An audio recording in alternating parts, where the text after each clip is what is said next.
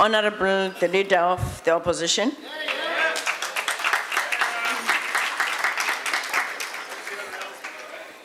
Thank you, Honourable Deputy Speaker.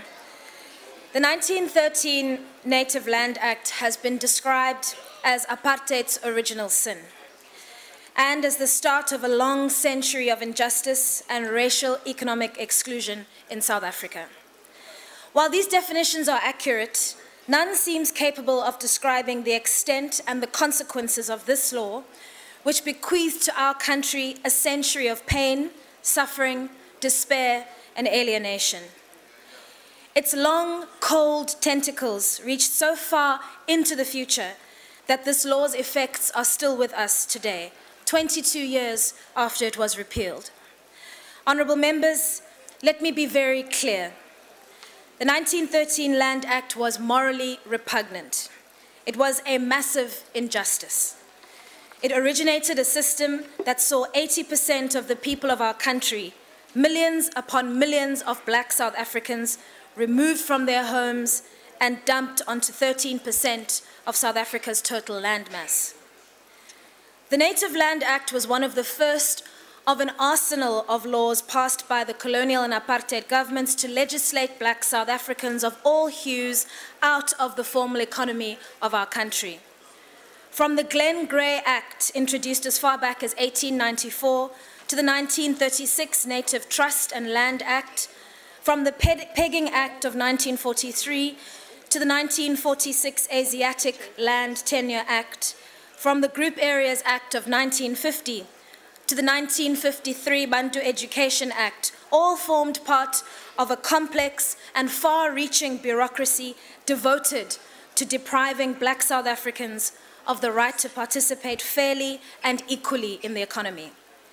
These laws prevented black citizens from moving freely and unencumbered around the country of their birth, from using their talents and intellect towards realizing their aspirations to live lives of their choosing.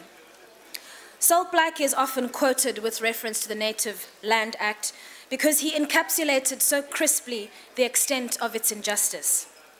He said, "Awakening on Friday morning, June 20th, 1913, the South African native found himself not actually a slave, but a pariah in the land of his birth." Honourable Deputy Speaker, it is precisely because of the impact of this legislation and the way it continues to plague us today that we must continually ask ourselves, what must we still do to put right the many calculated wrongs of the past? On this particular occasion, as we commemorate a century since the enactment of the Native Land Act, our attention must be focused on land reform and land restitution as measures of redress and reconciliation. How far have we come in our efforts to redress the devastating effects of an act that reserved 87% of South Africa's land exclusively for white ownership? Have we done enough to bind the wounds inflicted upon our country's people by subsequent policies like the system of Bantustans? The answer, unfortunately, is no. We still have a very long way to go. The question is, what has gone wrong, and what must still be done to put right the injustices of the past? Honourable Deputy Speaker, the DA is fully committed to land restitution and land reform as means to redress the injustices of the past and as tools for building a stronger rural economy into the future. We believe that if executed properly, a successful land reform process can play a vital role in rebuilding our commercial agriculture sector and making a meaningful contribution towards growing our economy and creating jobs. But the process until now has been crippled by inefficiency. This government has failed to make good on its promise to redress these ills. Realizing freedom takes more than just promises. It requires hard work and commitment. And if we are going to redress the legacy of the 1913 Land Act, we need a government that has the capacity to deliver on its promises. Most of us in this House agree on the need for an effective and sustainable program of land reform that puts right the wrongs of the past. Today, we must reflect on how to achieve this. I believe we need to start thinking differently about land reform. Do all people want to own land in rural South Africa, Or would some prefer title deeds for urban properties, which put them closer to economic opportunities? Do citizens living on communal land have a stake in the property they have lived on and farmed for generations? If not, why are they denied this right?